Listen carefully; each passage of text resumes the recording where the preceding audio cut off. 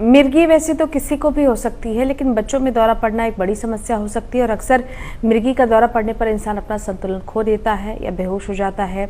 इसके कई कारण भी है, जिनमें जेनेटिक भी शामिल है। हालांकि इसे मैनेज करने के लिए स्ट्रेस से दूर रहने और मेडिटेशन की सलाह दी जाती है, लेकिन इस दौरान खान पान पर ज्यादा ध्यान देने की जरूरत होती है। तो चलिए डाइटिशियन शिवा कुमार से जानते हैं आज का डाइट प्लान।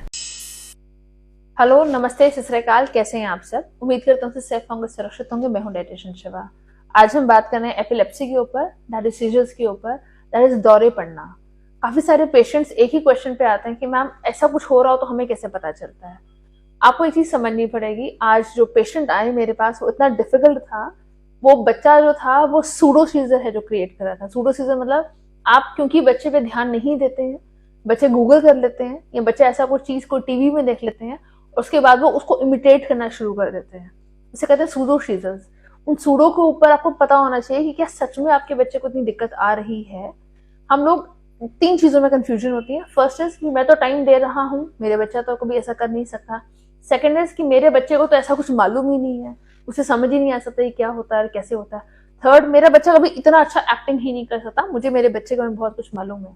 लेकिन आपको मालूम होना चाहिए कि एक्चुअल सीजर्स में और एक सूडो में क्या फर्क है। आज इस पर बात करते हैं।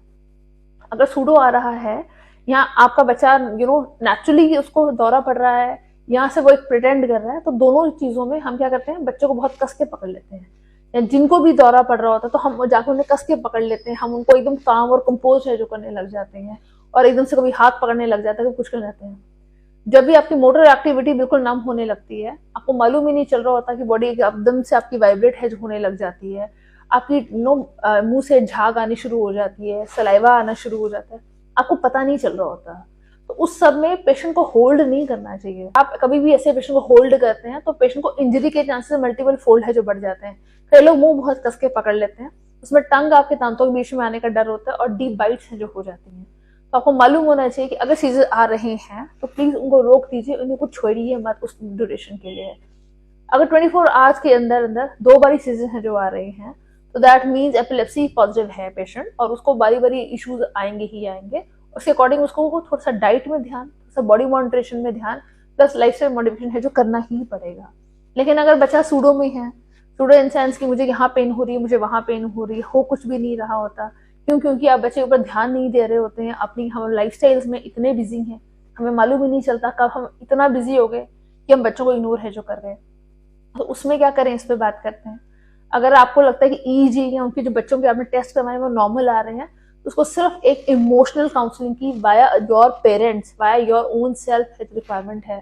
जब दादा दादी जो है वो पैम्पर करते हैं, नाना नानी है जो पैम्पर करते हैं, आप खुद है जो बच्चों को अटेंशन देने लग जाते हैं, तो वो सूडो चीजें बहुत लंबी प्रोलॉन्ग पेशेंट नहीं चला सकते हैं, तो उसके ऊपर ध्यान दीजिए। आइए अब मेन बात करें सीजर्स के ऊपर कि एग्जैक्टली चल क्या रहा होता है बॉडी में। जब भी बॉडी में एनी इलेक्ट्रिकल चेंज, कोई भी वेरिएशन न्यूरोलॉजिकल एक्टिविटी में आना शुरू हो जाता है और डिफरेंट होना शुरू हो जाता है, दैट इज जब आपकी बॉडी है जो रिएक्ट करना शुरू कर देती है। इसमें अगर बहुत हायर रेशो आना शुरू हो जाएगा तो नंबनेस आनी शुरू हो जाती है। तो अलग अलग वेरिएशन, हर एक की बॉडी टाइप है जो डिफरेंट रहती है। आज जो मेरे पास पेशेंट्स आए, 2 केसेस अलग अलग थे, one with seizure and one with the pseudo one. तो उसमें हम डाइट काउंसलिंग है जो कर रहे थे। तो मुझे ऐसा लगा कि आपको भी एक अवेयरनेस है जो होनी चाहिए कि what exactly to give to your kids or to your own self or to your family to make more nourishment inside the body। आप एक चीज समझिए कि अगर हमने एक टमाटर है जो रखा हुआ है और वो हमने 5 दिन बाद या 10 दिन बाद नॉर्मल टेम्परेचर कंसिडर करते हैं, आजकल की इतनी फ्रीजिंग कोल्ड नहीं मानते हैं इस चीज को, तो क्या हो जाएगा, वो खराब होना शुरू हो जाएगा। 8-10 दिन को टमाटर चलता नहीं है, बाहर पड़ा है, फ्रिज में नहीं रखा, तो खराब हो जाएगा। लेकिन ऐसा क्या है उस केचप में जो 6 महीने या 1 साल है, जो एक्सपायरी पे भी नहीं चलती है और सब बिल्कुल ठीक रहते हैं। That is obvious the amount of additives।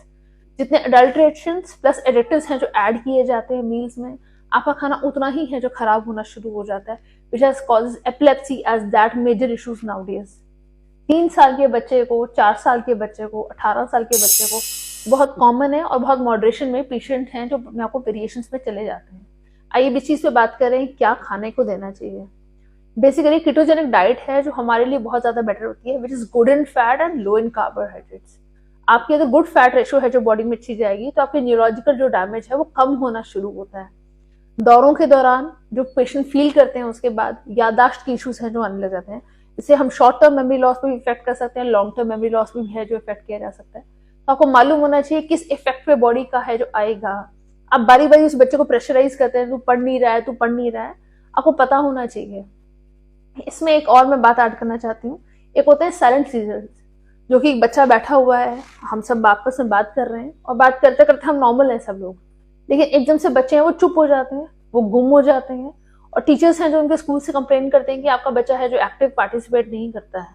अगर आपके बच्चे के लिए ऐसे कांस्टेंट कंप्लेंट्स आ रही हैं तो देखिएगा क्या वो एक्टिवली पार्टिसिपेट नहीं कर रहा है, या आपके साथ भी बात करता करता वो बच्चा चुप हो रहा है, गुम हो रहा है। और वो बच्चा चुप या गुम हो रहा है तो वो भी साइलेंट अटैक्स हैं जो आ रही हैं उस बच्चे को, उसको देखने की जरूरत है। और विद इन 2-3 मिनट्स हम एकदम नॉर्मल हो जाते हैं। पहले हम खुद ही गुम हो जाते हैं, हमें मालूम ही नहीं होता, और फिर 2-3 मिनट बच्चा बिल्कुल नॉर्मल, अच्छा हाँ कुछ हुआ था, तो बात कर रहे थे आप, बताइए क्या कह रहे थे। वो बच्चा वहीं से स्टार्ट करता है जहां पे वो बात एंड हुई होती है, और वो 2-3 मिनट का gap that is creating a damage to the body as well as the brain. तो उसके ऊपर ध्यान दीजिए। आज क्योंकि इतने काउंसलिंग सेशंस दोबारा से हो रहे थे, तो अगेन आई फेल्ट कि something strong has to be told to the audience, exactly चल क्या रहा है आजकल की जनरेशन में। तो आपके जो इतने सारे विंडोज खोल देना अपने बच्चों के लिए कि आप फोन लीजिए, आप टैब लीजिए, जो लेना चाहते हैं वो लीजिए, एटलीस्ट उनकी गूगल हिस्ट्री को चेक किया कीजिए कि वो क्या देख रहे हैं। माना कि आपके बच्चे हर चीज पे लॉक लगा के रखते हैं, पासवर्ड्स है जो लगा के रखते हैं, और उनके बाद भी है जो उनसे बात कीजिए और उनसे पूछिए क्या चाहिए। आप उनको बिल्कुल just giving them the way they want doesn't make any sense.